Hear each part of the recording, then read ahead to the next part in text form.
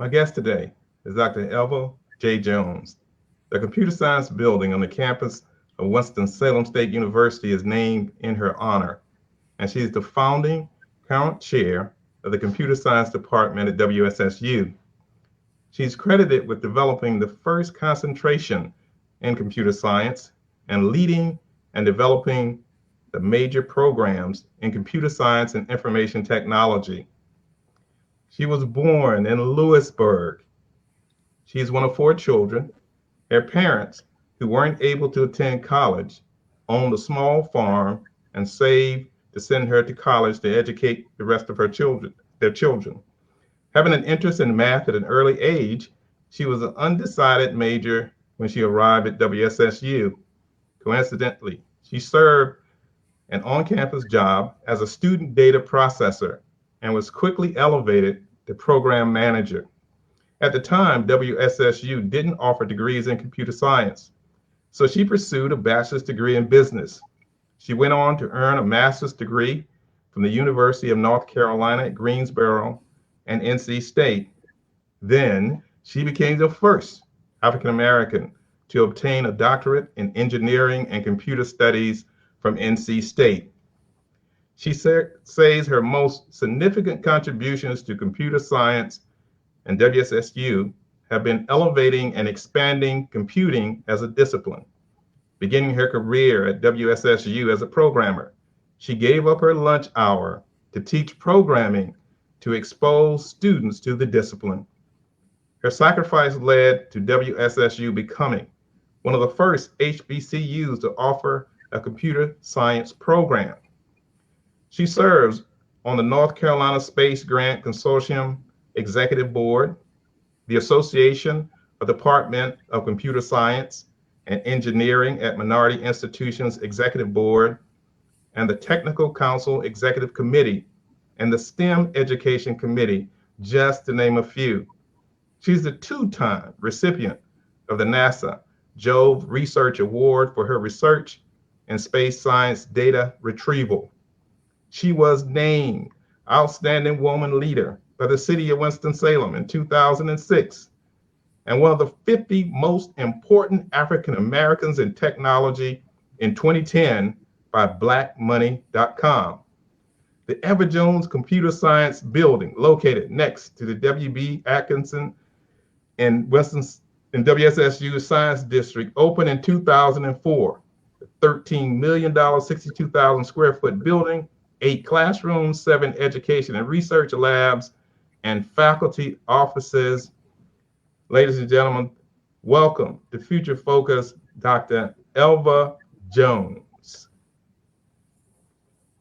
Dr. Jones, thank you for agreeing to come on the show tonight. I've been touting you all day long and all week to say that I was having on my show a living legend. How are you? I am well. Thank you for having me. Well, we are glad to have you. Now, you're well. Now, how are you doing? You know, when people come on Future Focus, we ask them how they're doing, how's their health, how have you been handling this pandemic? How's your health? My health is excellent. I just completed my series of vaccinations, and I would encourage anyone who has not made the decision to get the vaccination to do so. It's so important that everyone is protected. Dr. Jones, we thank you for that because we have been promoting this. We're trying to get the word out. It is important to get vaccinated. I've been vaccinated now for a couple of weeks. I had my second shot a few weeks ago. My wife, Denise, has her second shot. We're all vaccinated up. And it is really important that everyone get vaccinated. Your family is doing well? My family is doing well. Your husband is doing well. You know, I know your husband. Is he doing well? He's doing excellent. Is he behaving himself? Well, you know my husband, so yeah. He's behaving himself. I understand that he's also taken up, riding something during the pandemic a little bit more than usual. And what is that? Yes, he's on his motorcycle periodically, getting fresh air. But That's fantastic. Other than that, he's behaving All himself. right. Long as he's behaving himself, you tell him I said hello. He's my good brother. I will. He's my good brother, and I love him dearly. So thank you so much for that. Dr. Jones, thank you for joining us. And really, we want tonight to have a conversation with you of the work that you're doing at Winston-Salem State, but the work that you're doing in computer science. But before we get to that, tell us a little bit about you. Kind of what was it like growing up, and how did you get to Winston-Salem State University? I started my relationship with Winston-Salem State University when I was 5 years old. Oh. My oldest sister came to Winston-Salem State University. Her name was Nettie Dunn, and the whole family came with her to bring her to school. And we had the opportunity to walk the campus and to meet some of the administrators, and I fell in love with the institution.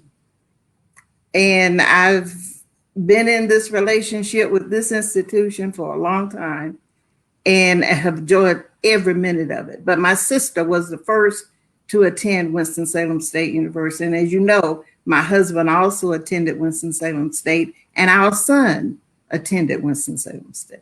So it's probably safe to say that your family is a Winston-Salem State family. Yes, until you talk to my brother and my other sister. Oh, wait a minute now. Where did they go to school? My brother graduated from Elizabeth City. Okay, all right. And my sister graduated from Shaw. All right, fantastic. There's certainly HBCUs in the family. Growing up in Lewisburg, you say you've been connected to Winston-Salem State for since you were 5 years old. Did you begin your march towards going to college? I mean, how was that? I mean, in Lewisburg, growing up, you're talking about in the 60s. Tell us about that pursuit. You were interested in math when you were in high school or grade school. Is that something that you were very good at when you were in grade school? Yes, I was influenced by two dynamite teachers. One, when I was in middle school, Mr. Ollie Burrow, who taught me how to use a slide rule. And when I went to high school, I had another dynamic teacher, Mr. Thomas Conway, who taught me physics. And he continued that love for math. So growing up in Lewisburg, it's a small town. Yep. And we lived in the rural area right outside of downtown Lewisburg, quote unquote. So we had a very tight relationship. I grew up on a farm, and so I worked with my family, my parents, and my siblings every day. So I got to know them very well in good times and bad times. If there were issues, it wasn't one person's issue, it was the family's issue. And we lived in a small community where everyone was family and everyone helped everyone else. And I think that helped to develop my character. No, absolutely. I tell people all the time about growing up in small towns. I talk about the small town, atmosphere, what it's like, a family environment. And we talk a lot about that at Winston-Salem State, Dr. Jones, is that, we talk about the family environment. That came from your roots in terms of Lewisburg. I wanted to ask you about the slide rule, though. When who introduced you to the slide rule? What grade were you in? I was in the 7th grade, and Mr. Burrow was not only my 7th and 8th grade teacher, he was my principal, and he loved science. And this is a man who would take students with him to North Carolina Central when he was working on coursework to renew his certificate. He would meet with us before school, during lunch hour, after school to teach us the slide rule because it wasn't a part of the curriculum. He just brought one to class one day, gave a demonstration and said, who's interested? And of course I was interested. And it was so exciting because he actually talked my older sister into buying me a higher grade slide rule. We had the little inexpensive wooden ones. And he talked her into buying me a metal slide rule for Christmas one year.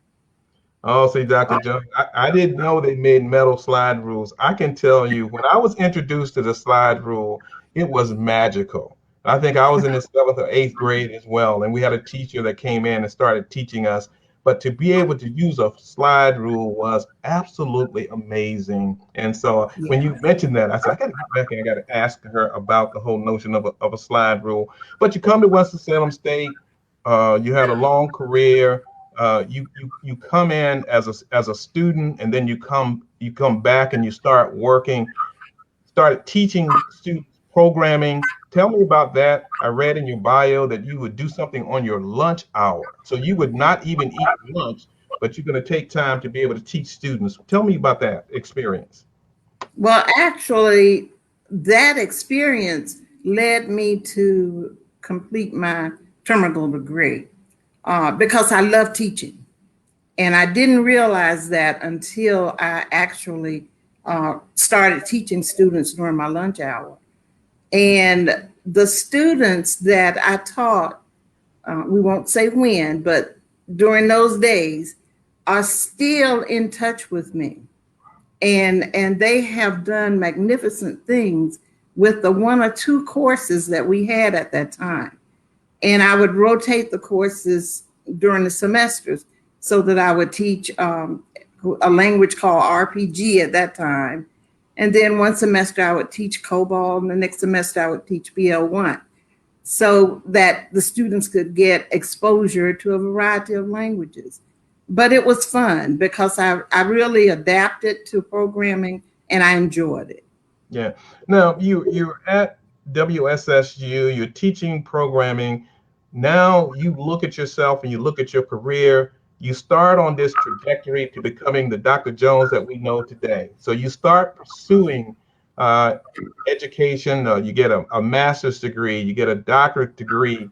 All the while you're still working and doing some things. Tell us about that experience, and then tell us what it was like being at NC State and then being the first African American to get a PhD there. Well, I've had some very influential women in my life that have just stepped in at the perfect time to support me. And when I decided to go back to school, I had a department chair and a dean who really encouraged me. And at that time, we had a young child, which meant I had to go to Raleigh and during the week and come back to Winston-Salem on weekends. It was that kind of thing. But I knew that I wanted to teach, and I knew I wanted to teach at the college level. And to do that, I had to have the credentials. Hmm. And so my husband worked with me so that I could go back to school. I started at UNCG.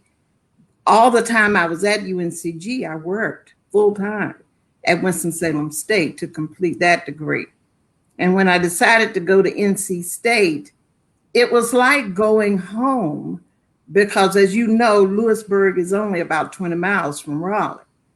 And so I went there and I had my parents to help me because we had a young child at that time. And although he lived with me on State's campus, I stayed in married student housing. Uh, if I ever needed support, my parents were 20 miles away. Hmm. And so that really helped to give me the confidence that I could do this. And at NC State, it really was not a great transition because I had some very supportive people. My master's thesis at NC State was directed by a lady named Dr. Mary Jane Lee. And we stay in touch to this day. She's on the faculty at the University of California at Sacramento. And she was very supportive, not so much in terms of the academic work, that had to be done, but the fact that there was another woman who could help me, guide me in my research in a department that was primarily made up of men.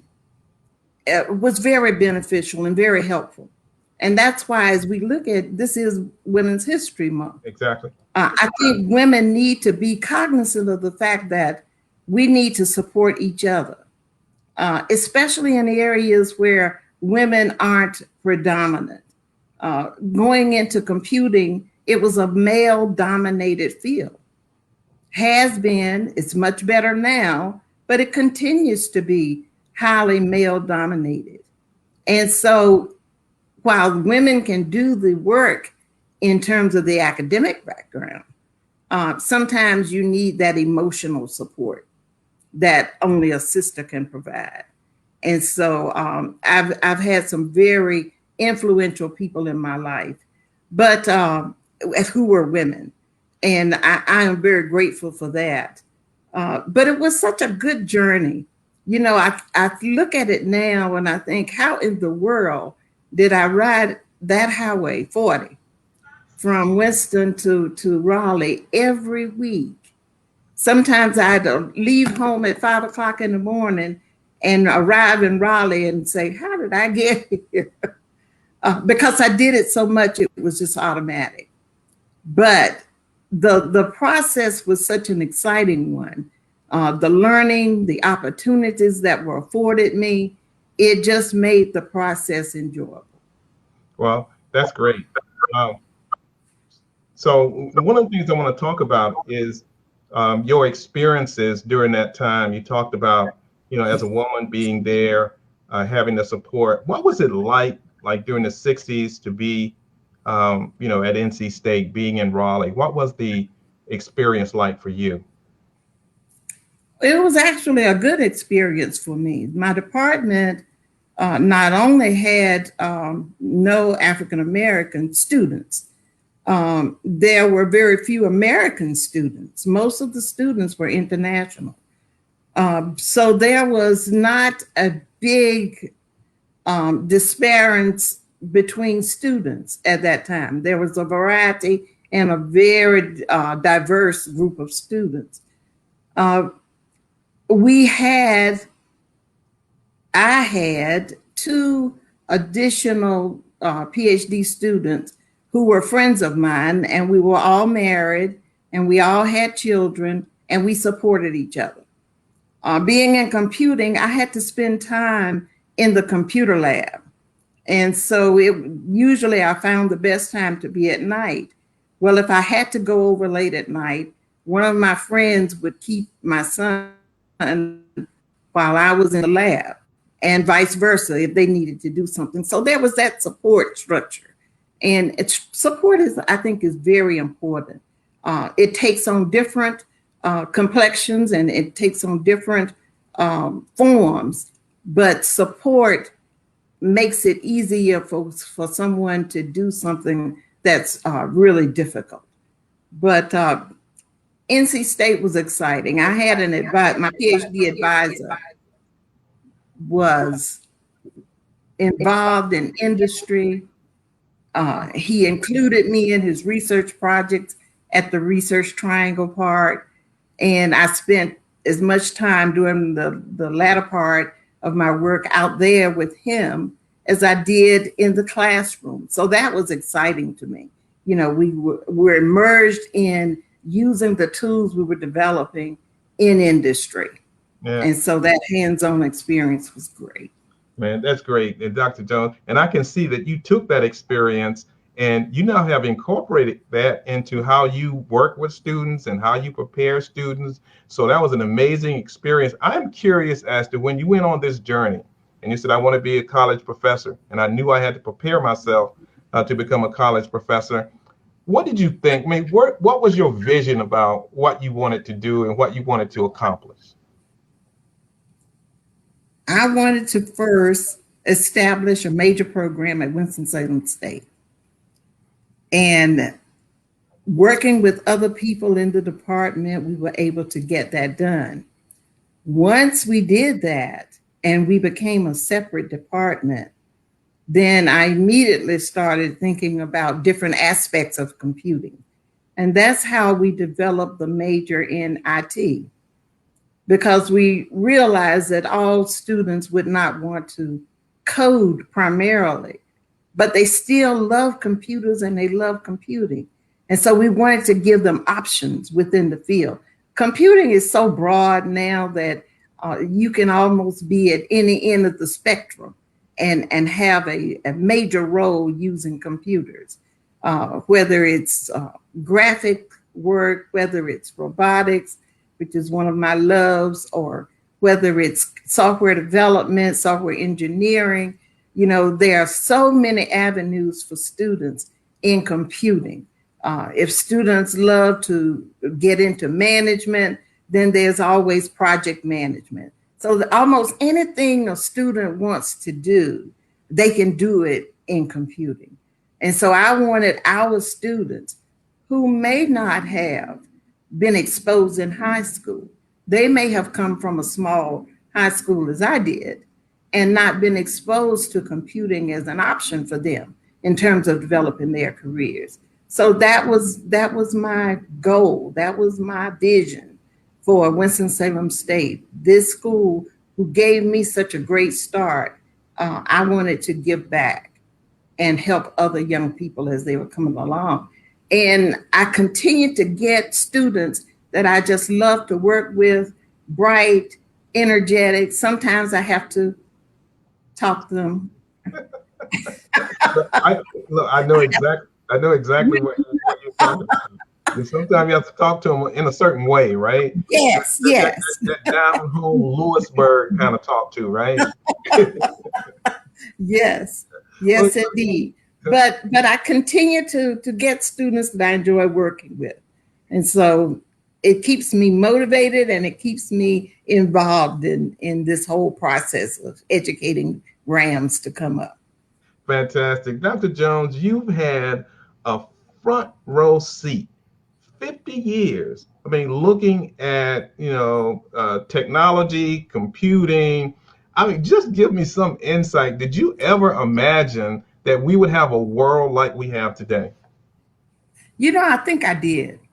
Hmm. Even though I started, and I'm dating myself, when I taught my first classes, we used punch cards. Hmm. And from there, we went to a terminal. When we moved into Carolina Hall, I, along with a young man from the Triangle Computing Center, actually wired Carolina Hall so that we could have internet access on Saturday. Pulling wires, we created a wiring closet, but it was fun. And so I've seen the evolution of computers from the very beginning almost to now. And it just marvels at what I can do on my iPhone. Hmm. Yeah, exactly. Now tell us about the computer science department today and what's going on, what's happening. Bring us up to 2021. Oh, it's exciting. Best department around, first of all. Um, we have, I am very serious about that. I could not find better people to work with, colleagues to work with. Um, Everyone engages not only their students, but also in their research. Um, I've been told by sponsored programs that we are one of the top departments in terms of extramural funding that we generate. Almost every faculty member has a grant, and everyone is on a grant conducting research. And not only do they conduct research, they involve students in the conduct of that research. I'm convinced that students who engage in hands-on use of the skills they learn in the classroom excel. And so we've done that for years. We've been doing it before it was actually very popular on campus. And so we have, let me just share with you some of the research areas that we're engaged in. We have robotics, we have mobile applications, and mobile applications applications are getting more and more sophisticated every day. We have people who are engaged in data analytics. We Yep. have just established a new certificate for analytics. We have people who are engaged in software engineering research. We have people who are engaged in gamification so that you can actually use the computers to motivate and build confidence in students. We have faculty who are engaged in cybersecurity and research. We are in the process now of writing a grant through the National Security Agency to get funding for a cybersecurity certification. So I think we cover a large gamut of research areas, and then that research feeds back into our instruction, and we try to bring as many students along with us in terms of research assistance as possible at both the undergraduate and graduate level. Yeah. So one of the things that, and you mentioned about the whole idea of extramural research, and I talk to people, and sometimes people don't realize that Winston-Salem State University is what I call a research powerhouse, because people think about us as a little small teaching institution, and we are, but because of people like you and the folks in computer science and the grants that you pull in, really help elevate us. I just found out that we have now almost an $80 million research portfolio, and a large part of it, many of those dollars come from computer science. I talked to one of your faculty members today, Dr. Deb, who is actually doing some research in data analytics. So this is powerful in terms of the work that you do here. I oftentimes get folks saying they want to come to an HBCU and they want to come to one that's teaching computer science. What do you tell people out there who are interested in coming to Winston-Salem State University to major in computer science? Oh, I tell them that the opportunities are there. All they have to do is take advantage of it. Uh, you couldn't get a better education than you can at Winston-Salem State University, because we conduct research with researchers from all over the country, not just small institutions, but large institutions as well. And so if they really want to get involved in computing, then I would say Winston-Salem State is the place to be, because we will not only give them the foundation in terms of the theories that they need, but we give them that added exposure to developing applications and using those tools to make life better, not only for them, but for people that they care about. And that's one of the things we found over the years that our students are really motivated by, the ability to help others.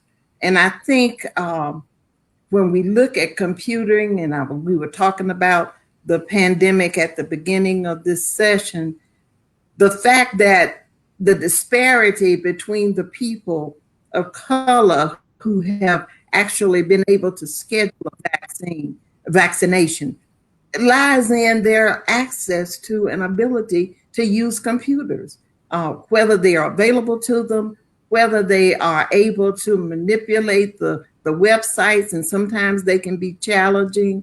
That's critical, that we get more people involved in computing in a formal way, not just users of the technology, but builders of the technology. Because if you're building something, you can build it from your perspective.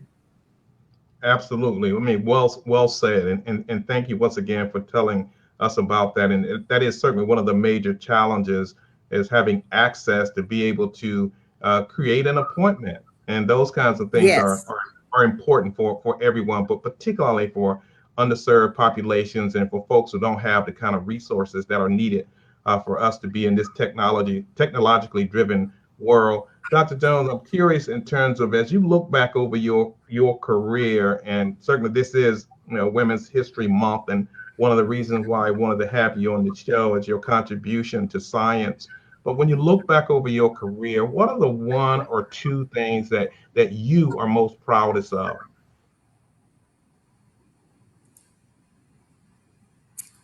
I would say the development of the major programs that we have, the BS and CS, the BS in IT, the master's degree program, and the two certificate programs, because I see those programs as the catalyst for developing young people, uh, all young people who are in this area, in this region, who may not be able to go away, or people who are outside of the region. Many of our students come from other areas, and they want to go to a institution that will help develop them without having to get lost in the mass of people. They want a smaller community. And so I think those degree programs are the things that I'm most proud of. Those programs will serve this institution and this region well for many years to come. They are not going to stay stagnant. None of our programs do. They are going to evolve as the needs and the technology evolves, and I'm very pleased about that. Um, I'm also proud of the fact that when I think about the Elva Jones Computer Science building, I don't think about that building as a structure. I think about it being the result of young students who wanted to better themselves. And those students really helped put the program on the map. And when I think of the CEOs that came out of our program and the CIOs and the business owners, these are the people that that building represents to me. It's not about Elva Jones. It's about the students who helped build the reputation of the program so that we could have a building that they can come back and say, oh, I wish we had had this when we were in the little small labs that we had on campus. It's a great feeling. Many of our students continue even today to give back, and we are so appreciative of that. We enter to learn and we depart to serve. That's not just words. That is a way of life if you are around, regardless of your. That's right. I love that, Dr. Jones, and I love the way you position that.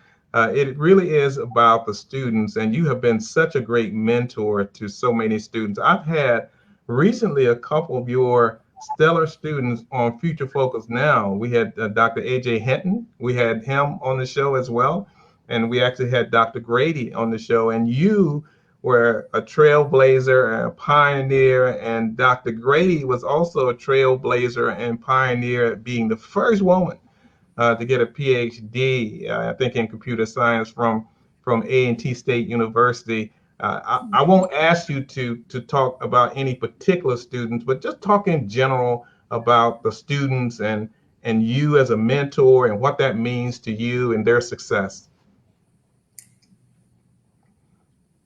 All my students, and whether they graduated 5 years ago or 20 years ago, all of my students to me have qualities and skills and characteristics that make them really stars.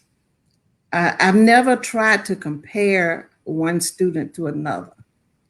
Each student has a strength, and we try to look for that strength and build upon it to help them develop uh, a really great work ethic. And so when I think of the students, I think of the students who are developers now.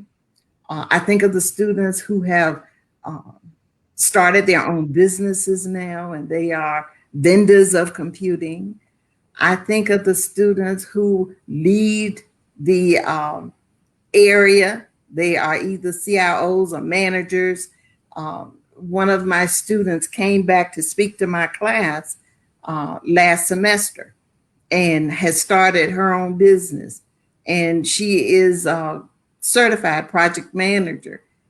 These students, I remember all of them because I taught every student that has come through the program. It's very difficult for a student to come through the program and not at least have one class with me.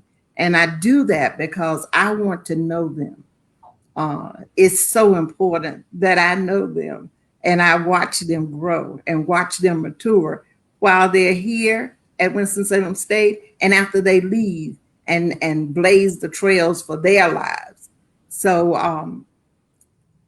I have so many fond memories of students that have come through this place and so many fond memories of the students who are sitting in my classes right now. And I know they're going to go places. Absolutely. And they become part of the family. They become part of your family going forward. Dr. Jones, how do we in this fast-paced, ever-changing world, how do we stay current and how do we continue to build a great computer science program? And I think part of your answer is going to be partnerships, which I want to get into in just a moment. How do we stay current and how do we stay cutting edge? And you have managed to do that for over 50 years. Please share with us how you've been able to do that. You're correct. It's partnerships. We started early on with partnerships. We've had partnerships with IBM and Altria and Duke Energy and Nationwide and just Google and Microsoft. We've had different partnerships that we were able to leverage for different needs. And the first and foremost need is internships for our students.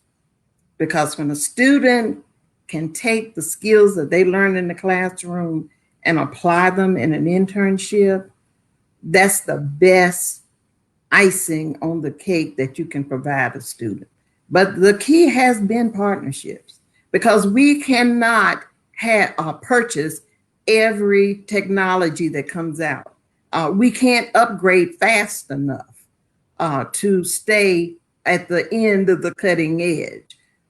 We have to depend on those companies and partners, even some of our local nonprofits. Our students actually volunteer and develop systems for local nonprofits. That is a valuable learning experience for them. And it also benefits the nonprofits. And so, I think the biggest thing that keeps us current is partnerships. And then next to that, research so that people are out not only taking advantage of the new technologies, but they are developing them. Yeah. They are actually designing and developing. Yeah. So one of the things that you did that I was so appreciative of, and I watched when I first, got to Winston-Salem State University, and you talked about a minute ago the internships and what it's important for students to have practical experience. I took that from you, and we've been trying to institutionalize that across the entire campus, and we've done great work with that. Now about 70% of all students that come through Winston-Salem State University in any area gets involved in a high impact practice. In computer science, you guys have been doing that for a very long time. Yes, we have, and we continue to do that. And we continue to evolve and find new ways of doing that. We had to be very creative during the pandemic because some of the internships, the face-to-face internships, went away or became virtual. And so we've been able to partner with agencies to provide that same type of internship experience with students not having to leave campus or leave their homes, and yet they could still get the feedback that they needed as they developed projects and software tools on their own. So I think internships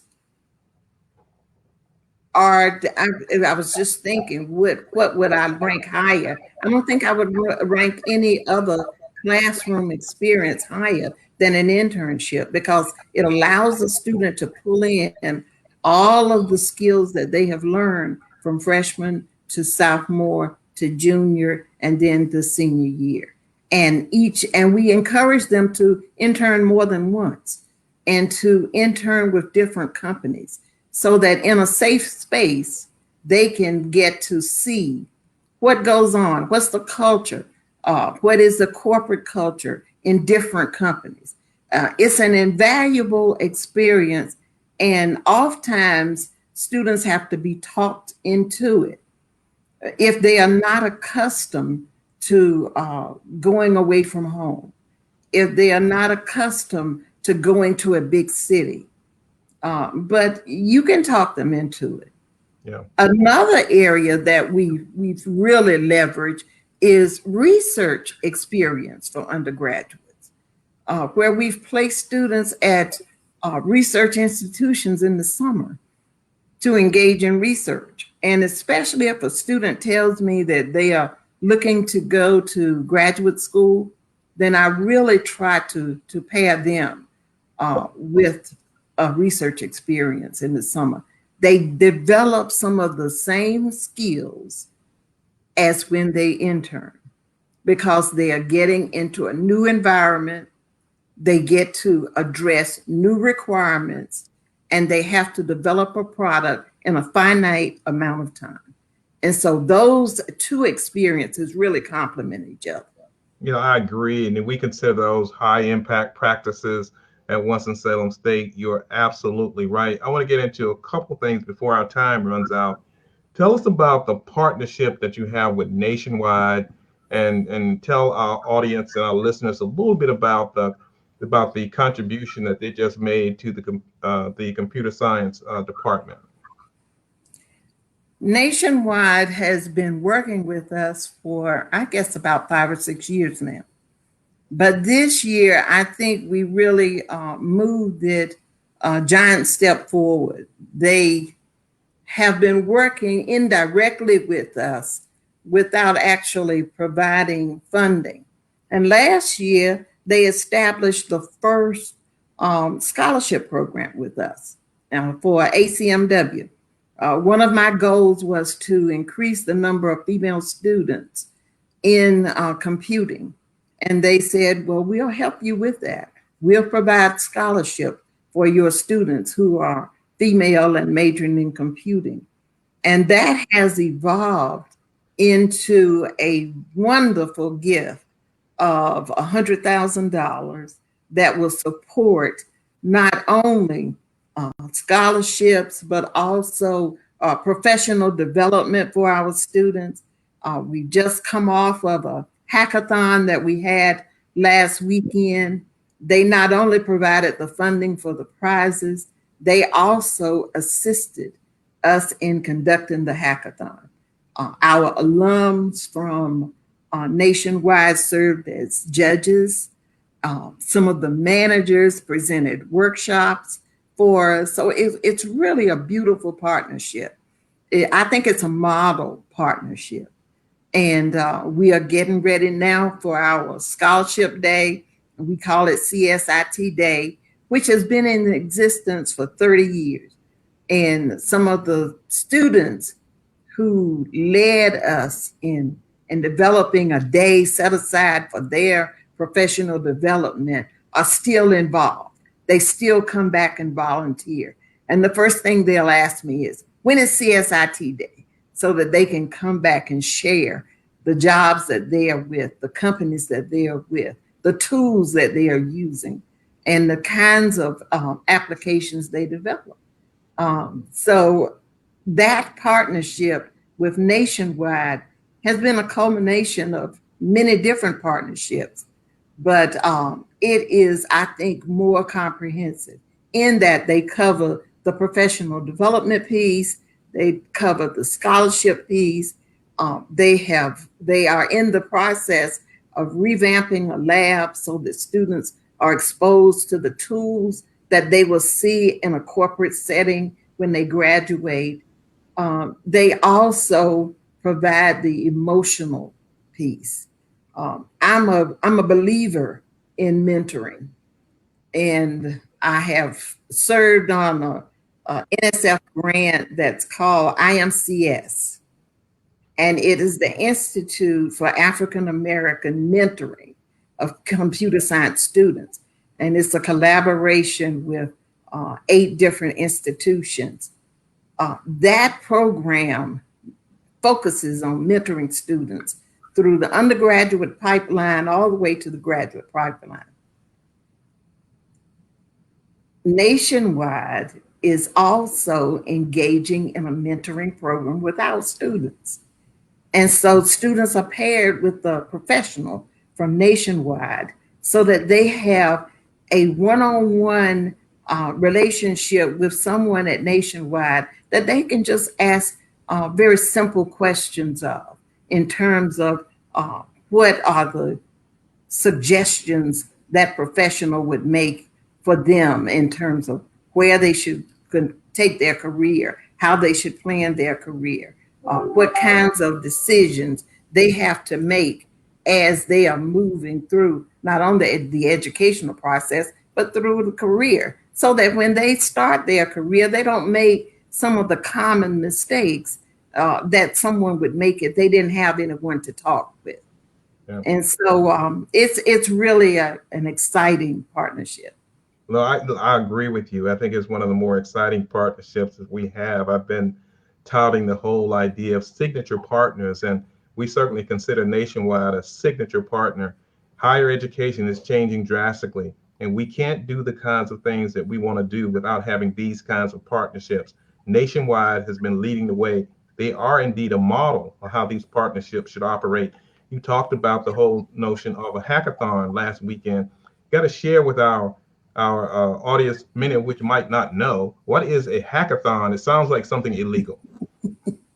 No, it's not. It's a fun weekend that students come together over the weekend and develop an application that can be used. And they usually sleep very little. They learn new tools. Nationwide provided workshops for them to learn new tools. We provided some training to learn new tools. And then they get together in teams that we formulate. So they are working with students they may not even have had classes with before.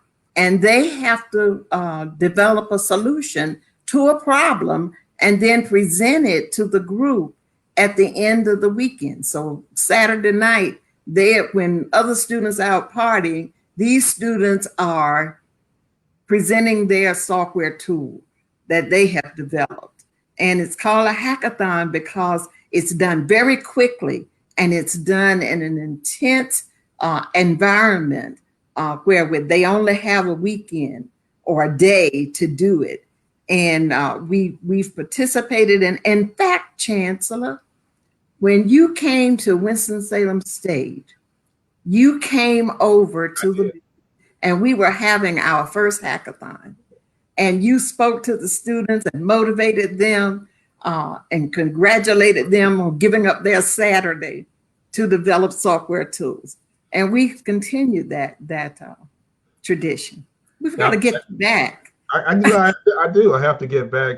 Thanks for reminding me of that when you were talking about it. I remember that, and I think I still have a picture.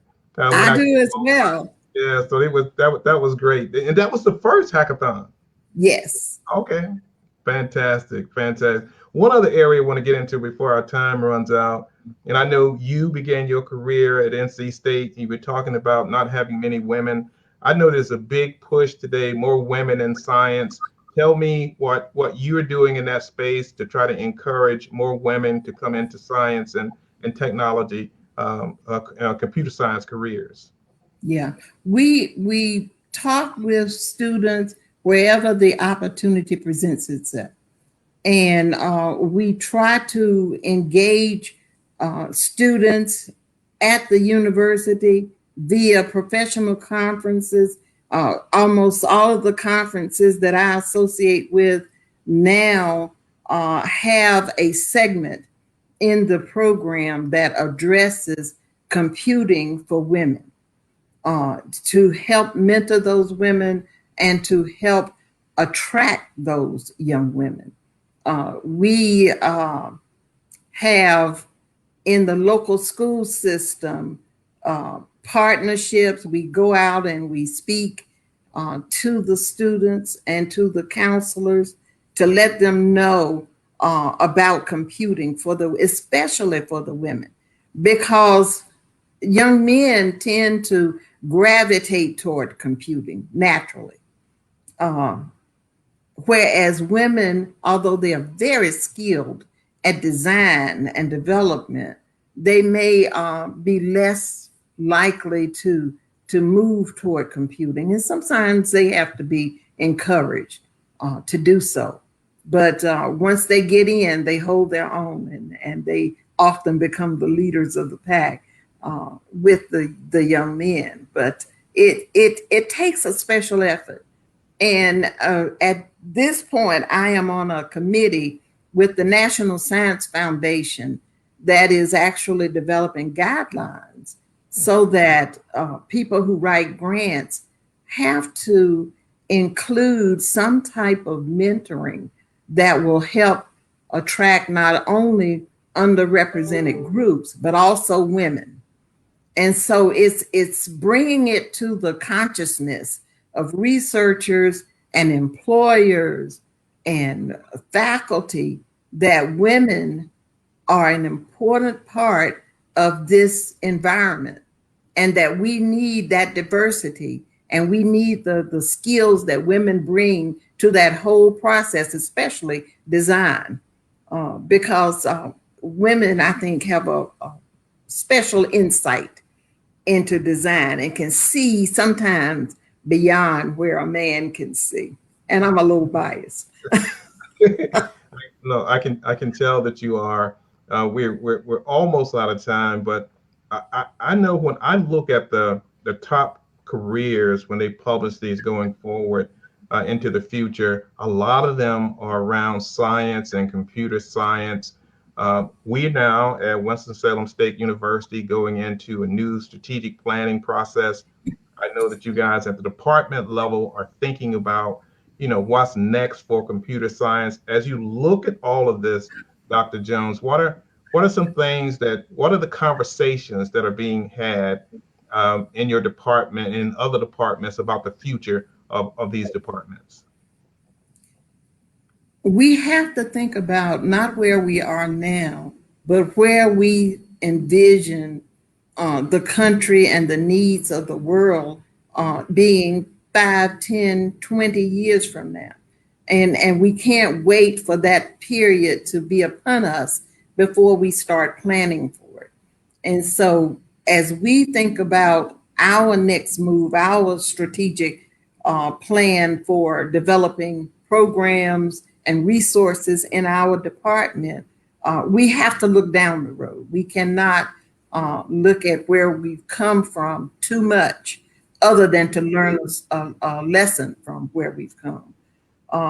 We have to stay involved with the industry to know what's being developed by the vendors, by the companies that use the technology. And we also have to be involved in the problems, to look down the road as to what kind of problems will we have that need to be addressed. Who would have known 2 years ago that we would have a worldwide pandemic that would require that we not only give the care, the human care, but that we would have to develop the tools to show how the disease is progressing. All of that is data analytics. There was not that much interest in that 2 or 3 years ago, but some companies have completely moved, and that is their primary business now.